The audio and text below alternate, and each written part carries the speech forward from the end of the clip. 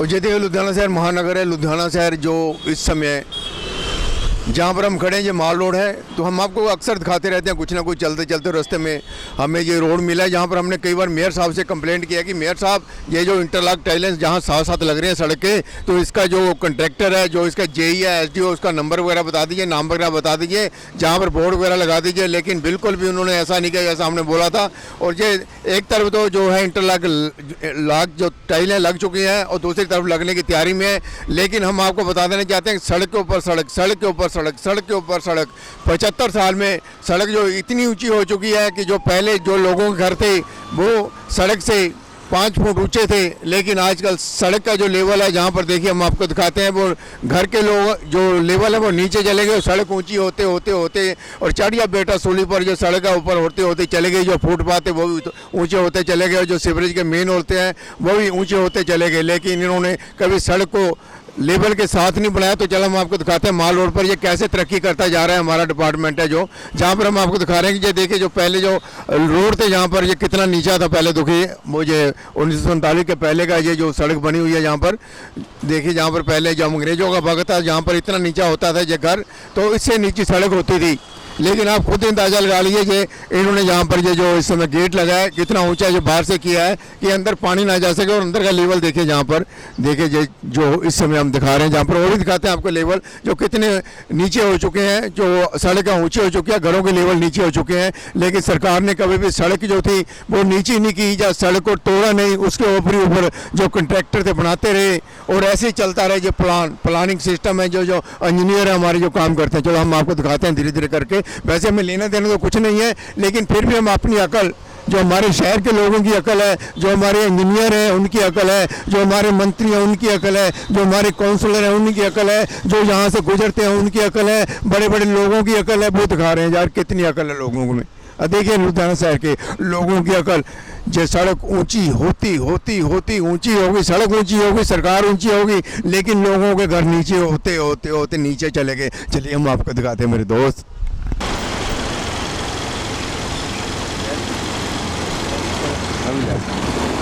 सारी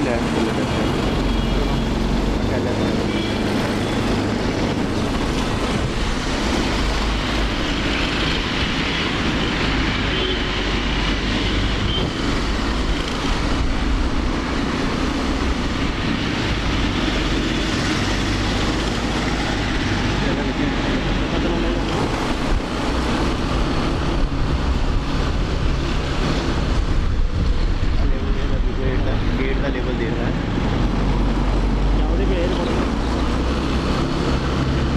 सड़क ऊँची हो गई तो लोग कैसे कर लेंगे। हो गए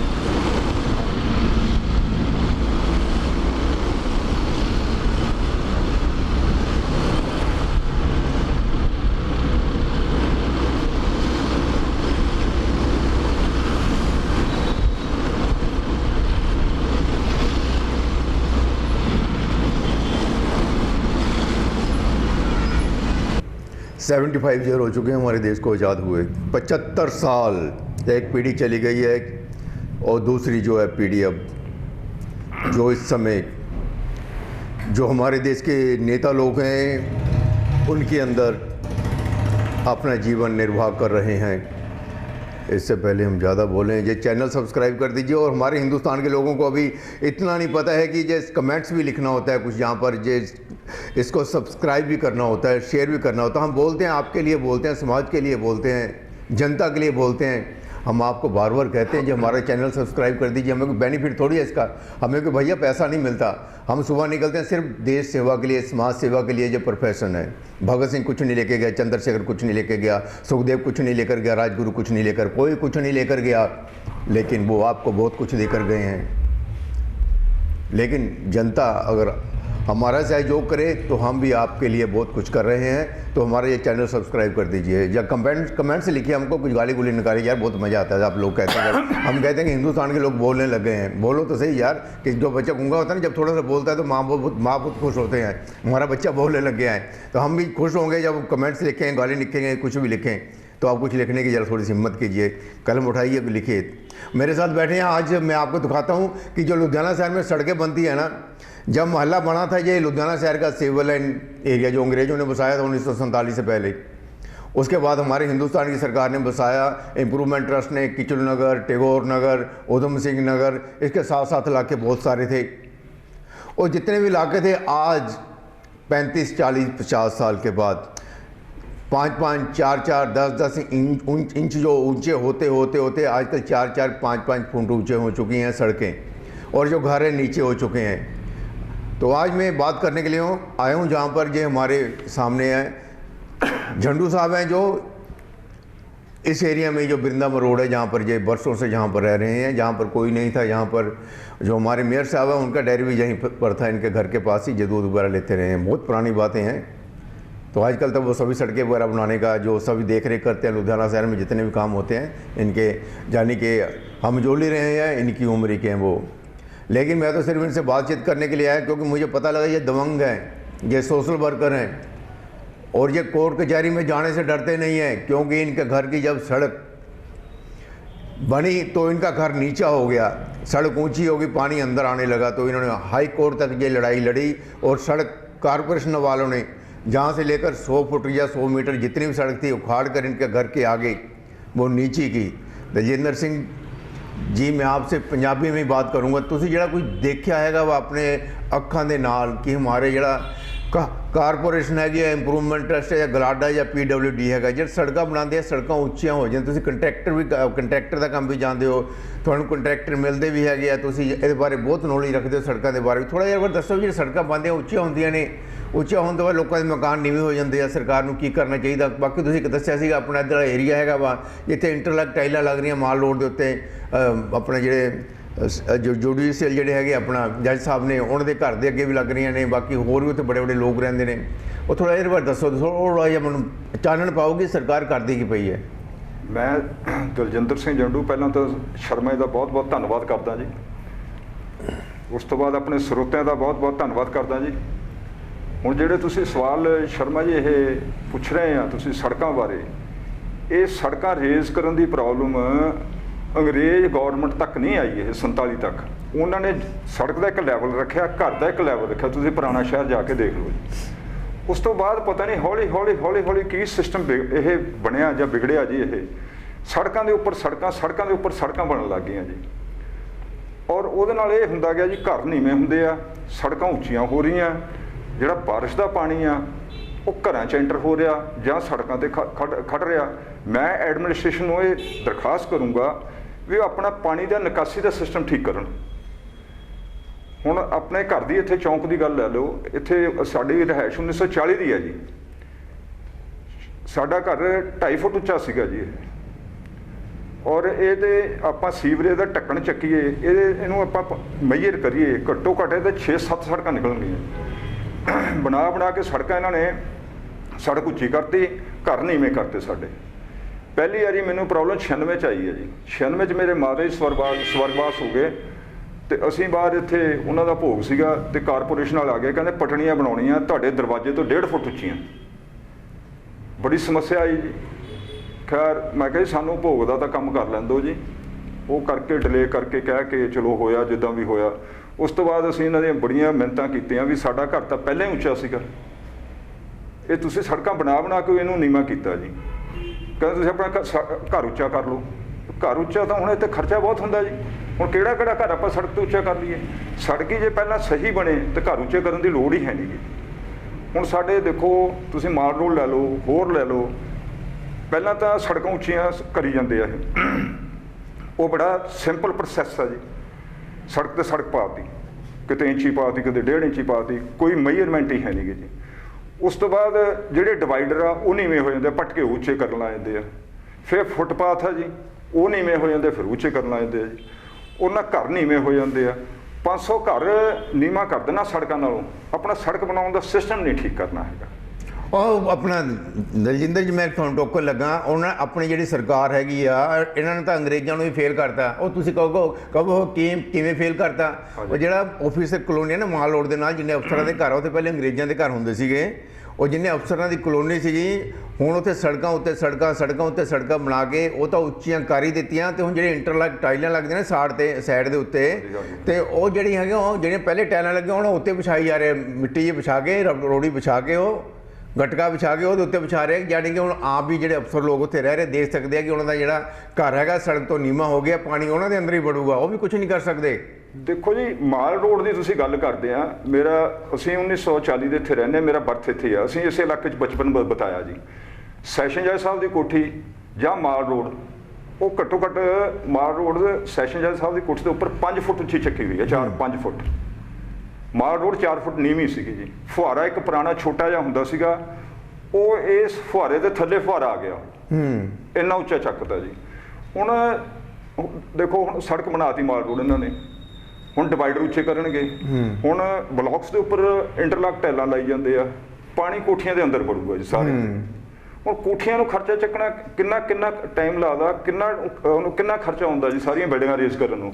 ਜਿਹੜੀ ਸੜਕਾਂ ਦੀ ਤਾਂ ਅੱਜ ਕੱਲ੍ਹ ਦੇਖੋ ਬੜਾ ਮਾਡਰਨ ਜ਼ਮਾਨਾ ਵਾ, ਇਹ ਸਕ੍ਰੈਪਿੰਗ ਮਸ਼ੀਨਾਂ ਹੁੰਦੀਆਂ ਛੋਟੀਆਂ, ਇਹ ਸਾਰੀ ਉਨੀ ਜਿੰਨੀ ਸਕ੍ਰੈਪਿੰਗ ਚੱਲਦੀਆਂ ਲੈ ਕੇ ਆਏ ਨੇ, ਕੁਝ ਮਸ਼ੀਨਾਂ ਹੈਗੀਆਂ ਨੇ ਕੋਲ, ਪਰ ਕੰਮ ਕਰਦੇ ਨੇ, ਕਰਵਾਉਂਦੇ ਨਹੀਂ, ਉਸ ਤੋਂ ਇਹ ਖਰਚਾ ਪੈਂਦਾ ਇਹਨਾਂ ਨੂੰ। ਇਹ ਜਿੱਥੇ ਸੈੱਟ ਕਰਦੇ ਉਨੀ ਉਹਨਾਂ ਸੜਕ ਸਕ੍ਰੈਪ ਕਰਨੀ ਹੈ, ਉਹ ਦੁਬਾਰਾ ਮਟੀਰੀਅਲ ਯੂਟਿਲਾਈਜ਼ ਹੋ ਜਾਂਦਾ ਜੀ, ਉਹ 'ਚ ਹੋਰ ਮਿਕਸ ਕਰਕੇ ਫੇਰ ਪੈ ਜਾਂਦਾ ਜੀ। ਨਾ ਸਾਨੂੰ ਡਿਵਾਈਡਰ ਬਣਾਉਣੇ ਪੈਣ, ਨਾ ਸਾਨੂੰ ਫੁੱਟਪਾਥ ਬਣਾਉਣੇ ਪੈਣ ਦੁਬਾਰਾ ਜੀ। ਇਹ ਤਾਂ ਓਵਰ ਐਂਡ ਓਵਰ ਪਤਾ ਨਹੀਂ ਕਿਉਂ ਖਰਚਾ ਕਰ ਰਹੇ ਆ, ਕਿਉਂ ਟਾਈਮ ਦੀ ਖਰਾਬੀ ਕਰ ਰਹੇ ਆ ਜੀ। ਮੈਨੂੰ ਬੜਾ ਹੈਰਾਨ ਹੁੰਦਾ ਜੀ ਮੈਂ। ਤੇ ਅੱਜ ਕੱਲ੍ਹ ਹਰ ਚੀਜ਼ ਕਿੰਨੀ ਮਾਡਰਨ ਆ, ਔਰ ਸਾਡੀ ਇੰਜੀਨੀਅਰਿੰਗ ਕਿੰਨੀ ਐਡਵਾਂਸ ਆ। ਤੁਸੀਂ ਫੋਰਨ ਕੰਟਰੀ ਚਲ ਜਾਓ, ਫੋਰਨ ਕੰਟਰੀ ਜੇ 100 ਸਾਲ ਪਹਿਲਾਂ ਜਿੱਥੇ ਤੁਸੀਂ ਗਏ ਆ, ਅੱਜ 50 ਸਾਲ ਬਾਅਦ ਵਿਜ਼ਿਟ ਕਰ ਲਓ, ਜਾਂ ਉਹਨਾਂ ਦੇ ਬਜ਼ੁਰਗਾਂ ਨੂੰ ਪੁੱਛ ਲਓ, ਜਿਹੜੇ 100 ਸਾਲ ਪੁਰਾਣੀਆਂ ਬਿਲਡਿੰਗਾਂ ਬਣੀਆਂ, ਉਹਨਾਂ ਦੀ ਪਲਿੰਥ ਉਨੀ ਆ, ਸੜਕ ਉੱਥੇ ਹੀ ਆ, ਬਿਲਡਿੰਗ ਉੱਥੇ ਹੀ ਆ। ਇਹ ਨਹੀਂ ਹੈ ਵੀ ਬਿਲਡਿੰਗ ਜ਼ਮੀਨ 'ਚ ਸਿੰਕ ਕਰ ਗਈ ਜੀ, ਹੁਣ ਦੁਬਾਰਾ ਕਰੋ, ਬੇਸਮੈਂਟ ਖਤਮ ਕਰਤੀ, ਜਾਂ ਫਸਟ ਫਲੋਰ ਨੂੰ ਬੇਸਮੈਂਟ ਬਣਾ ਦਈਏ ਅਸੀਂ, ਇਹੋ ਜਿਹਾ ਕੁਛ ਨਹੀਂ ਹੈਗਾ। ਅੱਛਾ, ਆਪਣਾ ਝੰਡੂ ਸਾਹਿਬ ਤੁਸੀਂ ਐਂ ਦੱਸੋ, ਛੋਟੇ ਬੱਚਿਆਂ ਨੂੰ ਦੱਸੋ ਜਿਹੜੇ ਸਕੂਲਾਂ 'ਚ ਪੜ੍ਹਦੇ ਨੇ, ਆਉਣ ਵਾਲੇ ਸਮੇਂ 'ਚ ਉਹਨਾਂ ਨੂੰ ਬਹੁਤ ਪ੍ਰੋਬਲਮ ਆਉਣੀਆਂ ਹੈਗੀਆਂ ਨੇ, ਤੇ ਆਮ ਜਨਤਾ ਨੂੰ ਵੀ ਦੱਸੋ ਵੀ ਜਿਹੜੇ ਪੈਸੇ ਕਿੱਦਾਂ ਖਾਂਦੇ ਨੇ ਸਾਰੇ ਲੋਕ। ਇਹ ਵੀ ਦੇਖੋ ਕਿੰਨੀ ਜਿਹੜਾ ਹੁੰਦਾ ਜੀ ਆਪਣਾ ਸੜਕ ਦਾ ਮਿਲਦਾ ਹੈਗਾ 1 ਕਰੋੜ ਰੁਪਇਆ, ਜਾਣੀ ਕਿ ਆਪਾਂ 1 ਰੁਪਇਆ ਲਾ ਲੈਂਦੇ ਰੇਸ਼ੋ ਦੇ ਹਿਸਾਬ ਨਾਲ, 30 ਪੈਸੇ ਲਾਉਂਦੇ ਆ, 70 ਪੈਸੇ ਗੈਪ ਹੁੰਦੇ ਹੈਗੇ। ਉਹ ਕਿੱਥੇ ਇੱਕ ਤਾਂ ਮੇਜਰਮੈਂਟ ਹੋ ਗਿਆ, ਇੱਕ ਜਿੱਥੇ ਆਪਾਂ ਸੜਕ ਬਣਦੀ ਹੈਗੀ ਆ ਉਹਦਾ ਲੈਵਲ ਦੇ ਵਿੱਚ 4 ਇੰਚੀ 5 ਇੰਚੀ ਮਾਲ ਪੈਂਦਾ ਹੈਗਾ ਵਾ, ਤੇ ਤੀਜਾ ਇੱਕ ਹੁੰਦਾ ਜਿਹੜਾ ਮਟੀਰੀਅਲ ਬਣਾ ਕੇ ਲੈ ਕੇ ਆਉਂਦੇ ਆ ਉਹਦੇ 'ਚ ਹੁੰਦਾ। ਕਿੱਦਾਂ ਥੋੜਾ ਦੱਸੋ ਜੀ ਕੰਟਰੈਕਟਰ ਇਹ ਉਹਦੇ ਬਾਰੇ ਕਿੱਦਾਂ ਹੇਰਾਫੇਰੀ ਹੁੰਦੀ ਹੈ? ਸ਼ਰਮਾ, ਇਹ ਤਾਂ ਸਿਸਟਮ ਸਾਰਾ ਖਰਾਬ ਹੋ ਚੁੱਕਿਆ ਜੀ। ਹੁਣ ਇਹਦੇ ਬਾਰੇ ਤਾਂ ਤੁਹਾਨੂੰ ਵੀ ਜ਼ਿਆਦਾ ਨੌਲੇਜ ਆ, ਸਾਡੇ ਸਾਰੇ ਸ਼ਹਿਰ ਵਾਸੀਆਂ ਨੂੰ ਵੀ ਪਤਾ ਜੀ। ਨਹੀਂ ਪਤਾ ਨਹੀਂ, ਸ਼ਹਿਰ ਵਾਸੀ ਬੋਲਦੇ ਨਹੀਂ ਹੈਗੇ, ਬੋਲਦੇ ਵੀ ਨਹੀਂ ਨਾ ਹੈਗੇ, ਕੋਈ ਬੋਲਦਾ ਕੋਈ ਨਹੀਂ ਬੋਲਦਾ ਜੀ। ਪਰ ਇਹ ਤਾਂ ਬੜਾ ਹਰ ਚੀਜ਼ ਬੜੀ ਹੁਣ ਸਿਸਟਮ ਹੈ, ਇਹ ਸਾਰਾ ਸਿਸਟਮ ਨਾ ਨੀਡ ਟੂ ਬੀ ਰਿਪੇਅਰ। ਹਾਂਜੀ, ਹਾਂ, ਇਹਨੂੰ ਰਿਪੇਅਰ ਦੀ ਲੋੜ ਆ। ਸਾਡੇ ਸ਼ਹਿਰ ਦੇ ਵਿੱਚ ਕੋਈ ਸਾਈਕਲਿਸਟ ਦੀ ਇੱਥੇ ਕੋਈ ਸਿਕਿਉਰਿਟੀ ਨਹੀਂ ਹੈ, ਕੋਈ ਪੈਡੈਸਟਰੀਅਨ ਵਾਸਤੇ ਤੁਰਿਆ ਜਾਂਦਾ ਜਿਹੜਾ ਬੰਦਾ, ਉਹਦਾ ਫਸਟ ਰਾਈਟ ਹੈ ਜਿਹੜਾ ਸੜਕ ਤੇ ਤੁਰਦਾ, ਉਹਦੀ ਕੋਈ ਸਿਕਿਉਰਿਟੀ ਨਹੀਂ ਹੈ। ਕੋਈ ਕਾਰ ਵਾਲਾ ਮਾਰ ਜਾਵੇ ਉਹਨੂੰ, ਕੋਈ ਸਕੂਟਰ ਵਾਲਾ, ਕੋਈ ਤੁਰਨ ਦੀ ਜਗ੍ਹਾ ਹੀ ਹੈ ਨਹੀਂ। ਸੜਕਾਂ ਤੇ ਪਾਣੀ, ਉਹ ਸੜਕਾਂ 20 ਫੁੱਟ ਦੀਆਂ ਨੇ ਸਾਰੀਆਂ, 30 ਫੁੱਟ ਦੀਆਂ, ਨਾ ਕੋਈ ਬੱਚਿਆਂ ਦੀ ਸਿਕਿਉਰਿਟੀ ਆ, ਨਾ ਕੋਈ ਬਜ਼ੁਰਗਾਂ ਦੀ ਸਿਕਿਉਰਿਟੀ ਆ। ਉਹ ਤਾਂ ਸਰ ਪੁਰਾਣੀਆਂ ਗੱਲਾਂ ਰਹਿ ਗਈਆਂ, ਨਵੀਆਂ ਕਲੋਨੀਆਂ ਬਣਦੀਆਂ ਪਈਆਂ ਗਲਾਡਾ ਦੀਆਂ, ਉੱਥੇ ਵੀ ਇਹੀ ਸਾਰਾ ਸਿਸਟਮ ਆ। ਉੱਥੇ 20 ਫੁੱਟ ਦੀਆਂ ਸੜਕਾਂ, ਕਿੱਥੇ ਚਲੇ ਗਏ ਨੇ ਲੋਕ? ਇਹ ਤਾਂ ਮੇਰੇ ਖਿਆਲ ਦਿਮਾਗ ਹੀ ਨਹੀਂ ਹੈ ਨਾ ਲੋਕਾਂ ਦਾ, ਕਿੱਥੇ ਜਾਣੀ ਗਏ ਲੋਕੀ? ਸਭ ਬੱਚੇ ਕੈਨੇਡਾ ਭੰਨੀ ਭੱਜੀ ਜਾਂਦੇ ਆ ਦਲਜੀਤ ਜੀ, ਸਾਰੇ ਜਿੰਨੇ ਵੀ ਹੈਗੇ ਕੈਨੇਡਾ ਜਾ ਰਹੇ ਨੇ ਬੱਚੇ, ਤਾਂ ਹੀ ਜਾ ਰਹੇ ਨੇ। ਸਿਸਟਮ ਉੱਥੇ ਵਧੀਆ। ਸ਼ਰਮਾ ਜੀ, ਇੱਥੇ ਲਾਈਫ ਸਿਕਿਉਰਿਟੀ ਹੈ ਨਹੀਂ, ਨਾ ਪੜ੍ਹਨ ਤੋਂ ਬਾਅਦ ਜੌਬ ਆ, ਨਾ ਕੰਮ ਆ। ਜੇ ਕੋਈ ਕੰਮ ਕਰਨਾ ਚਾਹੁੰਦਾ ਤੇ ਉਹਨੂੰ ਕੰਮ ਕਰਨ ਨਹੀਂ ਦਿੰਦੇ। ਬਿਲਕੁਲ, ਸਿਸਟਮ ਹੀ ਖਰਾਬ ਹੋ ਚੁੱਕਿਆ। ਸਿਸਟਮ ਪੇਰੈਂਟਸ ਹਰ ਵੇਲੇ ਵਰਡ ਆਪਣੇ ਬੱਚਿਆਂ ਲਈ। ਬੱਚੇ ਕਹਿੰਦੇ ਅਸੀਂ ਕਮਾ ਕੇ ਖਾਣਾ ਕਿੱਥੋਂ ਆ, ਬੱਚੇ ਫੌਰਨ ਭੱਜਦੇ ਆ। ਵਾਹ ਵਾਹ, ਫੌਰਨ ਲਾਈਫ ਸਿਕਿਉਰਿਟੀ ਚਾਹੇ ਮਜ਼ਦੂਰੀ ਕਰਨੀ ਪਏ। ਬਸ ਇਸ ਕਰਕੇ ਹੁਣ ਸਾਡੀਆਂ ਸਰਕਾਰਾਂ ਨਾ ਤਾਂ ਇੱਥੇ ਕੋਈ 올ਡ ਏਜ ਬਾਰੇ ਸੋਚਣ, ਨਾ ਕੋਈ ਨੌਕਰੀਆਂ ਬਾਰੇ ਸੋਚਣ, ਨਾ ਐਜੂਕੇਸ਼ਨ ਸਿਸਟਮ ਠੀਕ, ਨਾ ਹੈਲਥ ਸਿਸਟਮ ਸਾਡਾ ਠੀਕ। ਅੰਗਰੇਜ਼ ਆਏ ਸੀ, ਉਹਨਾਂ ਨੇ ਹਸਪੀਟਲ ਬਣਾਏ, ਇੱਥੇ ਐਸਟੈਬਲਿਸ਼ ਕੀਤੇ ਜੀ। ਹਾਂਜੀ, ਸਕੂਲ ਬਣਾਏ, ਕਾਲਜ ਬਣਾਏ, ਹਰ ਚੀਜ਼ ਬਣਾਈ ਉਹਨਾਂ ਨੇ। ਸਿਵਲ ਹਸਪਤਾਲ 'ਚ ਵਧੀਆ ਇਲਾਜ ਹੁੰਦਾ ਸੀ, ਅੱਛੇ ਡਾਕਟਰ ਹੁੰਦੇ ਸੀਗੇ। ਇਹ ਸਭ ਕੁਝ ਖਤਮ ਹੋ ਗਿਆ ਜੀ, ਹੁਣ ਪ੍ਰਾਈਵੇਟ ਹੋ ਗਿਆ ਸਭ ਕੁਝ ਹੀ।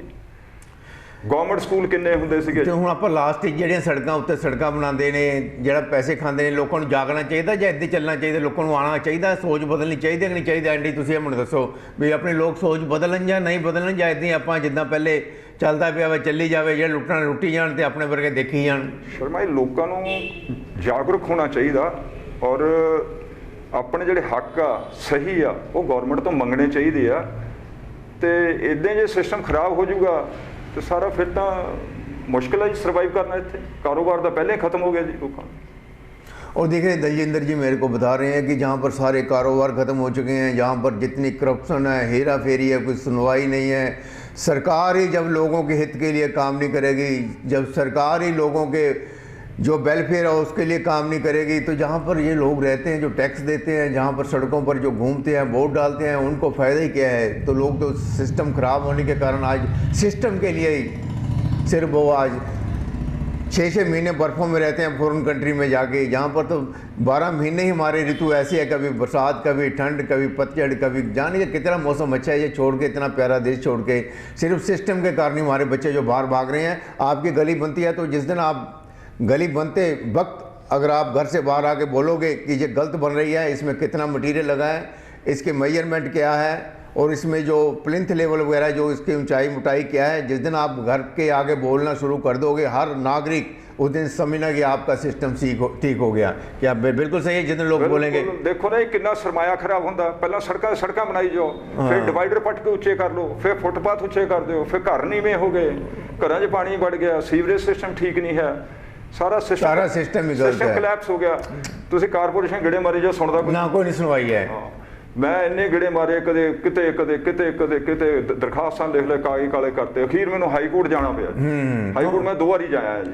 ਉਹ ਹਾਈ ਕੋਰਟ ਵੀ ਜਾਣ ਲੱਗੇ, ਹਾਈ ਕੋਰਟ ਵੀ ਦੁਖੀ ਹੋ ਜਾਊਗਾ ਜਦ ਥੱਲੇ ਸੁਣਵਾਈ ਨਹੀਂ ਹੈ ਕਿ ਜਾਂ ਤਾਂ ਕੋਈ ਇਦਾਂ ਦੀ ਸਜ਼ਾ ਮਿਲੇ ਨਾ ਇਹਨਾਂ ਲੋਕਾਂ ਨੂੰ, ਫਿਰ ਇਹ ਬਾਜ ਆਣਗੇ। ਸ਼ਰਮਾ ਜੀ ਹਾਈ ਕੋਰਟ ਕੋ ਹੋਰ ਬੜੇ ਕੰਮ ਆ, ਨਿੱਕੇ ਕੰਮਾਂ ਵਾਸਤੇ ਹਰ ਕੋਈ ਬੰਦਾ ਬਿਲ ਉਹੀ ਤਾਂ ਗੱਲ ਹੈਗੀ ਨਾ। ਇਹ ਕਿਹੜਾ ਮੈਟਰਾਂ 'ਚ ਮੈਟਰ ਹੈ ਵੀ ਥੱਲੇ ਲੈਵਲ ਤੇ ਸੋਲਵ ਨਹੀਂ ਹੋ ਸਕਦਾ। ਥੱਲੇ ਹੋਣਾ ਚਾਹੀਦਾ ਜਾਂ ਤਾਂ ਕੋਈ ਇਦਾਂ ਦਾ ਕਾਨੂੰਨ ਹੋਵੇ ਵੀ ਜਿਹੜੇ ਬੰਦੇ ਕਰਪਸ਼ਨ, ਇਹ ਸਾਰੇ ਨੇਤਾ ਲੋਕ ਜਿਹੜੇ ਲੀਡਰ ਲੋਕ ਆ ਨਾ, ਉਹਨੂੰ ਪਤਾ ਵਾ ਜਿਹੜੇ ਥੱਲੇ ਅਫਸਰ ਲੋਕ ਕੰਮ ਕਰਦੇ, ਸਾਡੇ ਕੋਲ ਲੀਡਰ ਕਰਾਉਂਦੇ ਆ, ਕਾਉਂਸਲਰ ਕੰਮ ਕਰਾਉਂਦੇ ਹੈਗੇ ਆ, ਉਹ ਤਦੀ ਉਹਨਾਂ ਦੇ ਹੌਸਲੇ ਬੁਲੰਦ ਨੇ। ਸੜਕ ਦੇਖੋ ਬਣਦੀ ਆ, ਇੱਕ ਵਾਰੀ ਤੁਸੀਂ ਇਹਦਾ ਸਰਵੇ ਕਰ ਲਓ, ਤੁਸੀਂ ਜਿੱਥੋਂ ਉੱਚੀ ਨੀਵੀਂ ਸਾਰੀ ਕਰਾ ਕੇ, ਜਿੱਥੋਂ ਸਕ੍ਰੈਪ ਕਰਨ ਵਾਲੇ ਸਕ੍ਰੈਪ ਕਰ ਦਿਓ। ਨਾਲੇ ਇਹ ਸੜਕਾਂ ਤੇ ਇੱਥੇ ਕਿਹੜੇ ਟਰਾਲੇ ਚੱਲਦੇ ਆ, ਛੋਟੀ ਸੜਕਾਂ ਨੇ, ਇਹਨਾਂ ਨੂੰ ਸਿਰਫ ਪੈਚ ਵਰਕ ਦੀ ਲੋੜ ਆ। ਮੇਰਾ ਓਪੀਨੀਅਨ ਇਹ ਆ ਵੀ ਇਹ ਸੜਕਾਂ ਤੇ ਸਿਰਫ ਪੈਚ ਵਰਕ ਕੀਤਾ ਜਾਵੇ। ਇਹ ਕੋਈ ਨੈਸ਼ਨਲ ਹਾਈਵੇ ਨਹੀਂ ਹੈ ਵੀ ਇੱਥੇ 90 ਟਨ ਦੇ ਟਰਾਲੇ ਲੰਘਦੇ ਆ ਜਾਂ ਬ੍ਰੇਕ ਲੱਗਦੇ ਆ ਜਾਂ ਸੜਕਾਂ ਕਰੈਕ ਹੁੰਦੀਆਂ ਜਾਂ ਦਬਦੀਆਂ। ਇਹ ਤਾਂ ਲਾਈਟ ਟ੍ਰੈਫਿਕ ਚੱਲਦਾ। ਫੋਰਨ ਕੰਟਰੀ ਸਿਰਫ ਪੈਚ ਵਰਕ ਕਰਦੇ ਆ ਜੀ। ਮੈਂ ਕਿਤੇ ਰੀਲੇਅਰਿੰਗ ਹੁੰਦੀ ਦੇਖੀ ਨਹੀਂ ਜੀ, ਨਾ कारपेटिंग ਹੁੰਦੀ मैं देखी। चलो ये थे हमारे दलजिंदर जी झंडू साहब, जो इस समय मेरे साथ ये वृंदावन रोड पर बैठे हैं। इन्होंने बताया कि जो सड़कों पर पहले स्क्रैप मशीन से इनको यानी कि हल्का किया जाए, जिसके जो बजरी वगैरह हटाई जाए, उसके ऊपर ही बजरी डाली जाए, लोगों के घर नीचे ना हो।